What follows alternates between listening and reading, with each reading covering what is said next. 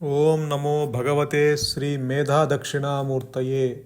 ఓం నమో భగవతే శ్రీ ఆదిశంకరాయ. ఓం నమో భగవతే శ్రీ రమణాయ. శ్రీ గురుభ్యో నమః. భగవాన్ ఒక సందర్భంలో ఇలా చెప్తారు, అసలు ఆధ్యాత్మికత అంటే ఏది ఎలా జరగాలో అలాగే జరుగుతుంది. దానిని మనము అంగీకరించలేక ఆలోచించి ఆలోచించి మనమే ఎన్నో సమస్యలు ఏర్పరచుకుంటున్నాము.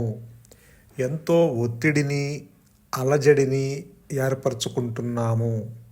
వీటన్నిటినీ వదిలి అన్నిటినీ అంగీకరిస్తూ మన ఎదుట ఏ పనైతో ఉందో దానిని మనస్ఫూర్తిగా చేస్తూ ఎవరి స్వేచ్ఛ వారికిస్తూ ప్రతి ఒక్కరిని గౌరవిస్తూ ఆలోచన లేకుండా ప్రశాంతంగా ఉంటే ఇదే ఆధ్యాత్మికత అంటారు భగవాన్ రమణులు. ఈ కోరికలు, ఈ యొక్క వ్యాకులత, ఈ యొక్క కర్తృత్వ భావన, ఈ దుఃఖము, ఇవన్నీ ఈ దేహాత్మబుద్ధి కలిగిన ఈ మాయానేనుకే. అన్ని బాధలకు మూలము అహంకారము. అందుకే భగవాన్ చెప్తారు, ఈ అహాన్ని త్యజించు అంటారు. నిజానికి ఆత్మలో ఏ కర్తృత్వ భావన లేదు. ఆత్మకి ఇతరులు లేరు. ఆత్మకి అన్యత్వము లేదు. ఆత్మ జ్ఞానవృత్తి చేత నేనున్నాను అంటూ నిత్యం తన్ను తాను తెలుసుకుంటూ ఉంటుంది. తన్ను తాను రమించుకుంటూ ఉంటుంది. ఆత్మలో ఏ కోరికలు లేవు, ఏ సంకల్పాలు లేవు. కానీ ఆత్మ ఆధారంతోనే ఈ స్వయం ప్రకాశమైన ఈ జ్ఞానము, ఈ పరిపూర్ణ జ్ఞానము ఆధారంతోనే ఈ మాయా నేను కానీ, ఈ సృష్టి కానీ మనుగడ సాగిస్తున్నాయి. ఎందుకంటే వీటికి ఉనికి లేవు, ఎగ్జిస్టెన్స్ లేదు. ఇవన్నీ జడ పదార్థాలు. అంటే ఈ మాయా నేను ఏదైతే ఉందో, ఈ మాయా నేనుతో కలిపి ఈ మాయా నేను కానీ, మనం అనుకునే ఈ మనస్సు కానీ, ఈ బుద్ధి కానీ, ఈ ఆలోచనలు కానీ, ఈ దేహము కానీ, ఈ సృష్టి కానీ, ఈ జగత్తు కానీ, ఈ ఈశ్వరుడు కానీ, వీటన్నిటికీ ఉనికి లేవు. అంటే ఇవన్నీ జడ పదార్థాలే. ఇవన్నీ పరిపూర్ణమైన జ్ఞానం మీద ఆధారపడి అవి మనుగడ సాగిస్తున్నాయి. ఎలా అయితే ఎట్టి కోరిక, సంకల్పము, ప్రయత్నము లేకనే సూర్యుడు ఉదయించును. కేవలము సూర్యుని ఉనికితో సూర్య కాంతిని వెదజల్లును. కమలములు వికసించును. నీరు ఆవిరి అగును. లోకులు వివిధములైన కార్యములు నెరవేర్చుకొని విశ్రాంతి పొందుదురు. వీటన్నింటికీ కారణము సూర్యుడు. సూర్యునికి మాత్రము నా వల్లనే వీళ్ళందరూ, నా ప్రకాశంలోనే వీరందరూ వారి వారి పనులు చేసుకుంటున్నారు, అలానే పూలు వికసిస్తున్నాయి అన్న కర్తృత్వ భావన కానీ, కోరిక కానీ లేవు. సూర్యుడు ఏ కోరిక లేక, ఏ కర్తృత్వ భావము లేక అది స్వయం ప్రకాశమై మనకి సూర్యుని యొక్క వెలుగుని ప్రసరింపజేస్తున్నాడు. ఆ వెలుగులో ఈ జీవుడు వారి వారి కార్యములను నెరవేర్చుకుంటున్నారు. మీరు చూడండి, చీకటిలో మీరు ఏదన్నా వస్తువుని గుర్తించగలరా? మీరు చీకటిలో ఏ వస్తువుని గుర్తించలేరు. ఇప్పుడు మీరు పెరట్లోకి వెళ్ళారు, అక్కడ ఏదో ఒక వస్తువు మీకు మసక చీకటిలో ఏదో కనిపిస్తూ ఉంది, కానీ మీరు దాన్ని గుర్తుపట్టలేకపోతున్నారు. సరే అని మీరు తలుపులేసుకుని లోపలికి వెళ్ళిపోయారు. మరుసటి పొద్దున్నే ఆ సూర్యుని యొక్క ప్రకాశంలో మీరు తలుపు తీసి చూస్తే అక్కడ ఒక బల్ల ఉంది. ఆ బల్ల మీద ఒక మామిడి పండు ఉంది. ఆ మామిడి పండును మీరు చీకటిలో గుర్తించలేకపోయారు, కానీ పొద్దున్నే ఆ సూర్యుని యొక్క ప్రకాశంలో మీరు దాన్ని గుర్తించగలిగారు. దీనికి కారణము మీ తెలివితేటలు కాదు, సూర్యుని యొక్క ప్రకాశము. సూర్యుని యొక్క ప్రకాశము ఆ మామిడి పండు మీద పట్టడం వల్ల మీరు దాన్ని గుర్తించి తెలుసుకుంటున్నారు. మరి మీ తెలివితేటలైతే మరి చీకటిలో దాన్ని గుర్తించలేదు కదా మీరు. కాబట్టి ఇక్కడ మీ తెలివితేటల వల్ల మీరు దాన్ని గుర్తించట్లా. సూర్యుని వెలుగు వల్ల మీరు దానిని గుర్తించి తెలుసుకుంటున్నారు. అలానే స్వయం ప్రకాశమైన జ్ఞానము ఆధారంతోనే మీరు మీ మనస్సు ద్వారా, అంటే ఈ అహంకారము ద్వారా, ఈ లిమిటెడ్ నాలెడ్జ్ ద్వారా, ఈ సాపేక్ష జ్ఞానము ద్వారా, అంటే ఈ పరిమితమైన జ్ఞానము ద్వారా మీరు అన్నీ తెలుసుకొని మీరు స్టోర్ చేసుకుంటున్నారు. దానికి కారణము ఆత్మ. ఆత్మ ఉండబట్టి ఈ మాయా నేను అన్నిటినీ గుర్తించి తెలుసుకుంటుంది. కానీ ఆత్మ ఎప్పుడు కంప్లైంట్ చేయదు. నా వల్లనే ఈ జగత్తు కానీ, ఈ ఈశ్వరుడు కానీ, ఈ మాయ కానీ మనుగడ సాగిస్తుంది అని తను ఎప్పుడూ కంప్లైంట్ చేయదు. అలానే ఆత్మకి ఏ కోరిక లేదు, ఏ సంకల్పము లేదు. నేను చేస్తున్నాను, నా వల్లనే వీరందరూ మనుగడ సాగిస్తున్నారు అన్న భావన కూడా ఉండదు. ఆత్మ జ్ఞానవృత్తి చేత తన్ను తాను తెలుసుకుంటూ ఉంటుందే తప్ప మరి ఒకటి తెలుసుకోదు. ఎందుకంటే ఆత్మలో రెండవది లేదు, ఉన్నది ఒకే ఒక సద్వస్తువు మాత్రమే. రెండవది లేని సద్వస్తువు అది.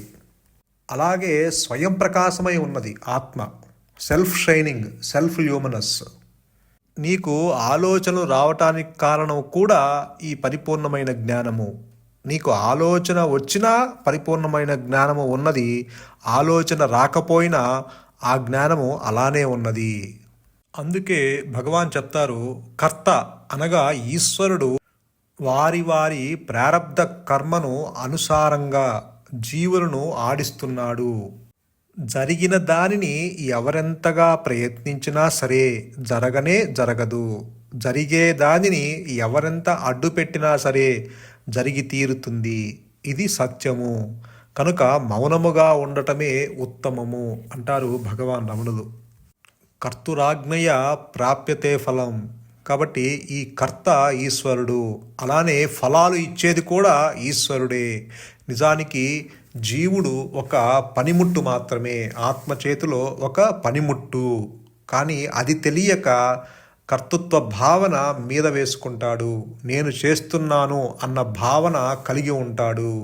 అదే చెప్తారు భగవాన్ ఒక సందర్భంలో, రైల్లో నువ్వు ప్రయాణిస్తున్నప్పుడు నీతో పాటు నీ యొక్క లగేజీని, నీ యొక్క సామాన్లు కూడా రైలు మోస్తుంది కదా, నువ్వేమి నెత్తిన పెట్టుకొని నీ యొక్క లగేజీని నువ్వు మోయట్లేదు కదా అంటారు. అంటే అంటే ఇక్కడ ఆ ఈశ్వరుడు నిన్ను, నీ యొక్క బాధ్యతని, నీ యొక్క విధుల్ని కూడా తనే నిర్వర్తిస్తున్నాడు. అంటే all actions are happening through you. నీ ద్వారా జరిపించబడుతున్నాయి. నీవు కేవలం ఒక ఉపాధి మాత్రమే, ఒక పనిముట్టు మాత్రమే. పనిముట్టు ఎప్పుడు ఎన్నటికీ కంప్లైంట్ చేయదు తన యజమాని మీద. కానీ ఈ జీవుడు మాత్రము అన్నీ కంప్లైంట్స్ చేస్తూ ఉంటాడు. ఎందుకంటే వీడికి ఆత్మ చేతిలో వీడొక పనిముట్టు అని గ్రహించడు. ఇదంతా విచారము చేయలేకపోవటం వల్ల, అవిచారం వల్ల దుఃఖం వస్తుంది. ప్రతి కదలిక ఈశ్వరునిదే. కాబట్టి ఈ జీవుడికి ఎప్పుడు ఏది అందించాలో ఆ యొక్క పరమాత్మునికి తెలుసు, ఆ యొక్క గురువుకు తెలుసు. నీ కోరిక చిన్నదైనా పెద్దదైనా అది నీకు క్షేమదాయకం కానప్పుడు నీవు అరిసి గీపెట్టినా నీ గురువు నీకది అందనివ్వడు. అది కరుణ అనుకుంటావో కాఠిన్యం అనుకుంటావో నీ ఇష్టం అంటారు భగవాన్ రమణులు. ఎందుకంటే నీ కళ్ళకు కనపడకుండా, నీ చెవులకు వినపడకుండా, నీ బుద్ధికి సైతం అందకుండా గుట్టలు గుట్టలుగా పేరుకుపోయిన సంస్కారాలను గుట్టుగా ఊడ్చేసేవాడే నిజమైన గురువు. కాబట్టి గురువు అంటే దయా దాక్షిణ్యము కలవాడు. కేవలము దయతో పాటు దాక్షిణ్యము, ఆ సమర్థత కలవాడు. అంటే నీ యొక్క అజ్ఞానాన్ని నీకు తెలియకుండా ఆ యొక్క మనస్సు ముడిని విప్పేస్తాడు. నీకు తెలియదు విప్పినట్టు. నిన్ను ఆ యొక్క అంధకారంలో నుంచి బయటకు లాగేవాడే నిజమైన గురువు. కాబట్టి మనము ఆ యొక్క పరమాత్ముని, ఆ యొక్క గురువుని ఏం కోరుకోవాలంటే అదే భగవాన్ రమణులు చెప్తారు అరుణాచల అక్షర మణిమాల్లో. ఇంతకాలం ఈ ప్రపంచ విషయవాంఛలపై భ్రమల్లోనే బ్రతికాను, ఆ మైకంలో నిన్ను పట్టించుకోలేదు స్వామి. ఈ భ్రమలను అంతం చేసి ముక్తినిచ్చే విద్యను అనుగ్రహించవయ్యా ఓ అరుణాచల అంటారు. నేను సోమరినయ్యాను. నా కాలాన్ని విందు వినోదాలతో ఖర్చు చేస్తూ సుఖంగా నిద్రపోతూ నా కాలాన్ని గడుపుతున్నాను. నాకు అంతిమ లక్ష్యమైన ఆత్మజ్ఞానాన్ని గ్రహించలేదు. నాకు నువ్వు తప్ప మరి దిక్కు లేదయ్యా ఓ అరుణాచల అంటారు భగవాన్ రమణులు. అదే చెప్తారు ఇక్కడ కూడా. ఏమంటారంటే, నీ గురించిన సత్యాన్ని పరిశీలించటం అవశ్యం చెయ్యాలి. దానిని లక్ష్యంగా పెట్టుకొని దాని గురించి సావధానంగా హృదయంలో ఎరుక కలిగి ఉండాలి అంటారు భగవాన్ రమణులు. పనికిమాలిన వ్యాపకాలతో కాలం గడిపేస్తే జన్మ వృధా. ఆత్మజ్ఞానాన్ని తెలుసుకోలేని ఈ జన్మ ఎందుకు స్వామి? అటువంటి ఈ జన్మ దేనితో పోల్చేందుకు పనికిరాదు. ఆత్మజ్ఞానాన్ని పొందే అర్హతను నాకు అనుగ్రహించు ఓ అరుణాచల అంటారు భగవాన్ రమణులు. అంటే ఆత్మస్థితిలో ఉండి కూడా మనకి ఇటువంటి వాక్యాలు మనకు అందించారు. మనలో కూడా ఆ ఉత్తేజం, అటువంటి ఆ శరణాగత భావాన్ని మనకి కలిగించేలా అక్షర మణిమాల్లో ఇలా చెప్పుకుంటూ వచ్చారు. నిర్మలమైన మనస్సు, మాట కలిగిన వారే నీలో కలువగలరు అని చెప్పారు ఇక్కడ. నీ నిజస్వభావాన్ని అనుభవించగలరు. అటువంటి ధన్యజీవులలో నన్ను కూడా ఒకడిని చెయ్యవయ్యా ఓ అరుణాచల అంటున్నారు. అంటే మనకు కావాల్సింది నిర్మలమైన మనస్సు, ప్రశాంతమైన మనస్సు, నిశ్చలమైన మనస్సు అని చెప్పకనే చెప్తున్నారు. అదే భగవాన్ ఒక సందర్భంలో అంటారు, నిశ్చలంగా ఉండు అనేదే ఇక్కడ పద్ధతి అంటారు భగవాన్ రమణులు. ఎందుకంటే నిశ్చల తత్వే జీవన్ముక్తి అని శంకరులు చెప్పారు. గురువుగారు కూడా రోజు అదే చెప్తున్నారు, ఆలోచనలు లేని మనస్సే ఆత్మ అని. కాబట్టి ఇక్కడ మనం చేయవలసిందల్లా నిర్మలమైన మనస్సుని ఏర్పాటు చేసుకుంటమే, నిశ్చలమైన మనస్సుని అలవాటు చేసుకుంటమే. ఇంకొక సందర్భంలో ఇలా అంటారు, అంటే అంతటా నువ్వే వ్యాపించి ఉన్నావు, ప్రతి అణువులోనూ నువ్వు ఉన్నావు, నీతో ఎలా ఐక్యం కాగలనయ్యా? నా మనస్సులోని ఆలోచనలు అణిగిపోవాలంటే నీ ఆశ్రయం పొందాలి అంటారు భగవాన్ రమణులు. అంటే ఈ జీవుడు ఆలోచనలు లేని మనస్సుని అలవాటు చేసుకోవాల్సిందిగా ఇక్కడ చెప్తున్నారు. దానికి మనము ఆ యొక్క పరమాత్ముణ్ణి శరణు పొందటమే, అంతకు మించి వేరే మార్గము లేదు. అంటే నీ ఆత్మకే నీవు శరణు చేయటం అన్నమాట. అలాగే ఆత్మజ్ఞానాన్ని పొందటానికి ఏ శాస్త్రాలు చదవక్కర్లేదు, ఏ వేదాలు చదవక్కర్లేదు, ఏ ఉపనిషత్తుని చదవక్కర్లేదు అని చెప్తారు భగవాన్ రమణులు. ఏమంటారంటే, ఏ శాస్త్రాన్ని చదవని వాడను నేను, అందుకే నా అజ్ఞానానికి మొదలు నరికి నీ అనుగ్రహంతో రక్షించు స్వామి అంటారు. కేవలము ఆత్మ అనుగ్రహంతో, ఆ గురువు యొక్క అనుగ్రహంతోనే ఈ యొక్క అజ్ఞానము, నేనంటే దేహము అన్న భావన, ఈ యొక్క భ్రమ పూర్తిగా తొలగిపోతుందే తప్ప వ్యక్తి భావనతో నీవు ఎంత ప్రయత్నం చేసినా సరే నీవు ఆత్మలో సంస్థితుడు కాలేవు. అనుగ్రహము ఖచ్చితంగా ఇక్కడ ఉండి తీరాలి అంటారు. అనుగ్రహం అంటే ఇక్కడ ఆత్మన్న అనుగ్రహమన్న ఒక్కటే. ఆత్మ వ్యక్తమవటం అంటే అనుగ్రహము వ్యక్తమవటమే. అదే గురువు చేసేది, అదే అనుగ్రహము చేసేది. నీలో ఉన్న అహంకారము నీకు తెలియకుండానే దాన్ని ధ్వంసం చేస్తాడు. అటువంటి వాడు గురువు. అదే చెప్తారు భగవాన్ రమణుడు కూడా, నాకు ఎటువంటి నొప్పి తెలియకుండానే, ఎటువంటి బాధ పడకుండానే నువ్వు నాకు దక్కావు, నా అహంకారాన్ని ధ్వంసం చేసిన వాడవు నీవు. అంటే నీ దేహం ఉండగానే నీ దేహానికి ఎటువంటి నొప్పి రాకుండా నీ లోపల ఉన్న ఆ యొక్క అజ్ఞానము, ఆ యొక్క అవిద్యని నీకు ఎటువంటి నొప్పి తెలియకుండానే, నిన్ను బాధ పెట్టకుండానే ఆ గురువు, నీలో ఉన్న ఆ గురువు ఆ యొక్క అహంకారాన్ని పూర్తిగా ధ్వంసం చేస్తాడు. అది గురువు చేసే పని.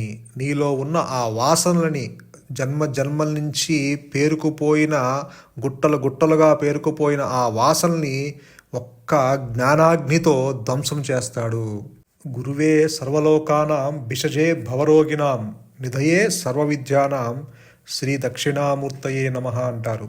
అటువంటి వాడు గురువు. గురువు మామూలు రోగాల్ని నయం చేయటం కాదు, అది ఏ వైద్యుడైనా చేస్తాడు. కానీ భవరోగాలు అంటే మళ్ళీ పుట్టి మళ్ళీ నశించి మళ్ళీ చావు పుట్టకల నుంచి ఈ పునరపి మరణం పునరపి జననం, పుట్టి మళ్ళీ చచ్చి మళ్ళీ పుట్టి మళ్ళీ చచ్చి ఈ చక్రంలో, ఈ యొక్క కర్మ చక్రంలో తిరగాడుతూ ఈ దుఃఖాన్ని అనుభవిస్తూ ఆ యొక్క భవరోగాలను అంటే ఆ సంసారం అనే రోగం నుంచి, ఆ యొక్క దేహాత్మబుద్ధి అనే రోగం నుంచి నిన్ను రక్షించేవాడు నిజమైన వైద్యుడు ఆ గురువు. కేవలము గురువు మాత్రమే నిన్ను ఆ భవరోగాల నుంచి రక్షించేది. కాబట్టి ఇక్కడ మనం కోరుకోవాల్సింది నాకు అది కావాలి ఇది కావాలి అని కాదు. ఆ కోరికలు అది ఎవరైనా తీరుస్తారు. నువ్వు తెచ్చుకున్న ప్రారంధంలో ఉంటే నీకు అది లభిస్తుంది, లేదంటే లేదు. కానీ మనం కోరుకోవాల్సింది ఏంటంటే ఈ యొక్క ప్రాపంచిక విషయ వాసనలతో నా మనస్సంతా నిండిపోయింది. అటువంటి మనస్సుని వాసనలే లేకుండా చేసి నీలో సంపూర్ణంగా కలిసిపోయే అదృష్టాన్ని కలిగించు ఓ పరమాత్మ అని మనము కోరుకోవాలి. అప్పుడే ఈ జన్మకు పరిపూర్ణత లభిస్తుంది. అలాగే ఈ దేహాత్మ బుద్ధిని వదిలించవయ్యా, నిరంతరం నీ సత్వ సత్య స్వరూపాన్నే చూసేటట్టు, అది మాత్రమే చూసి ఆనందించేటట్లు అనుగ్రహించు స్వామి అంటారు భగవాన్ రమణులు. ఇక్కడ ఖచ్చితంగా ఆ అనుగ్రహము ఉండి తీరాల్సిందే. కాబట్టి ఈ నా అజ్ఞానానికి చివరేదో మూలాన్ని నేను కనుక్కోలేకపోతున్నాను అంటారు భగవాన్ రమణులు. అదే చెప్తారు గురువుగారు. ఈ దేహాత్మ బుద్ధికి, ఈ మనస్సుకి తన మూలమేదో తనకి తెలియదు. దాని యొక్క చావు పుట్టుకలు దాని చేతుల్లో లేవు అంటారు గురువుగారు. అదే భగవాన్ రమణులు కూడా ఇక్కడే అదే చెప్తున్నారు. నా అజ్ఞానానికి చివరేదో మూలాన్ని నేను కనుక్కోలేకపోతున్నా. ఈ అజ్ఞాన గ్రంథి, ఈ చిక్కు ముడిని నా నుండి విడదీసే భారం నీ మీదే ఉంది కదయ్యా. అంటే ఆ యొక్క పరమాత్ముని మీదే ఉంది, ఆ యొక్క గురువు మీదే ఉంది, ఆ యొక్క అనుగ్రహం మీదే ఉంది ఇక్కడ. కాబట్టి ఈ జీవుడు తనంతట తానుగా ఆ చిక్కుముడి నుండి విడదీసుకోలేడు. ఆ దేహాత్మ బుద్ధి నుండి వీడు బయటపడలేడు. ఆ కేవలము అనుగ్రహం చేత ఆ జ్ఞాన వృత్తి చేరి ఈ యొక్క అజ్ఞాన వృత్తిని తొలగించి అహమహమంటూ తనకు తానుగా ప్రకటిస్తున్న స్థితిని నీ స్వరూపంగా గ్రహించేటట్లు నిలిచేటట్లు అనుగ్రహం చేత అది ప్రకాశిస్తూనే ఉంటుంది అన్న స్థితి ఏర్పడుతుంది. సంతోషం. మౌనమే శరణ్యం. మౌనమే నీ సహజత్వం. ధన్యోస్మి.